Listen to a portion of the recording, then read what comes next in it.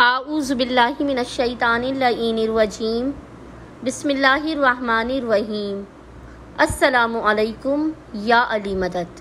مومنین و مومنات کی خدمت میں خصوصی طور پر زمانے کے امام اجل اللہ تعالی فرجہ شریف کی بارگاہ میں 29 شوال 29 شوال آمد سرکار ابو طالب علیہ السلام کی بے پناہ مبارکباد پیش کرتے ہیں۔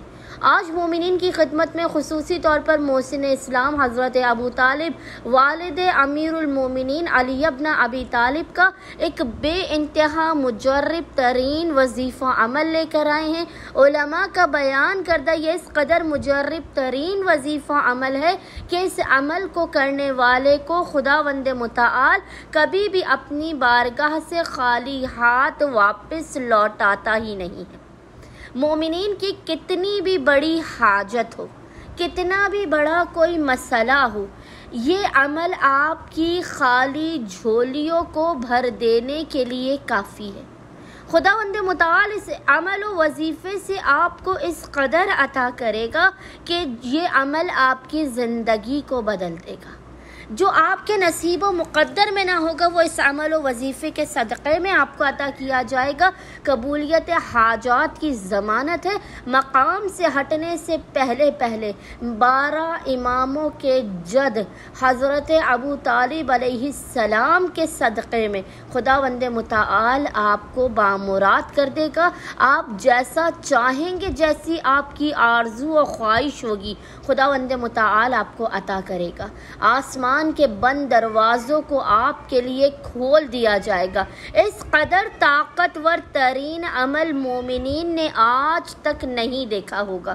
بس مومنین نے کرنا یہ ہے کہ 29 شوال آمد محسن اسلام حضرت ابو طالب علیہ السلام کے دن، پورے دن میں جب بھی آپ کو فرصت کے لمحات ملے، آپ نے سب سے پہلے اس مجرب ترین وظیفے و عمل کو کرنا ہے، اور اس کے بعد آپ نے سرکار ابو طالب کی نظر دلانی ہے۔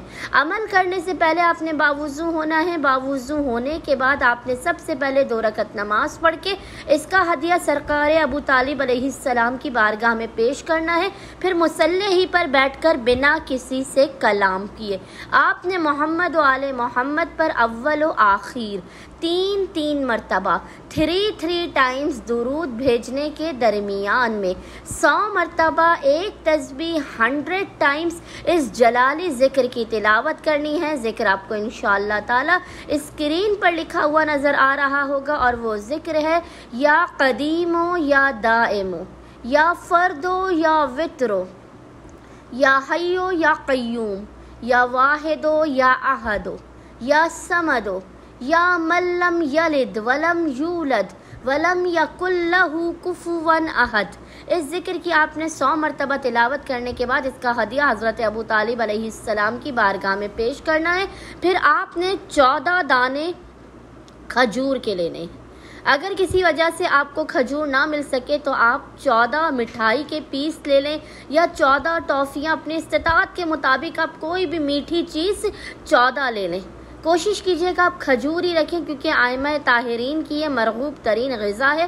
14 دانے کھجور کے لے کر آپ نے ان کھجور کے دانوں پر حضرت ابو طالب علیہ السلام کی نظر دلانی ہے، اور تمام 14 معصومین کو حضرت ابو طالب کے حق کا واسطہ دے کر اپنی حاجات کو طلب کرنا ہے، اپنی مشکلات کے خاتمے کی دعا کرنی ہے۔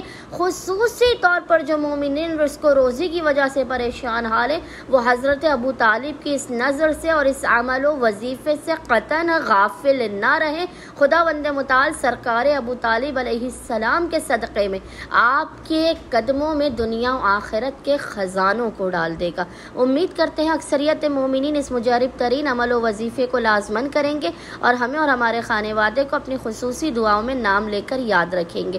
اللہم صلی علی محمد و آل محمد وعجل فرجہم اجمعین۔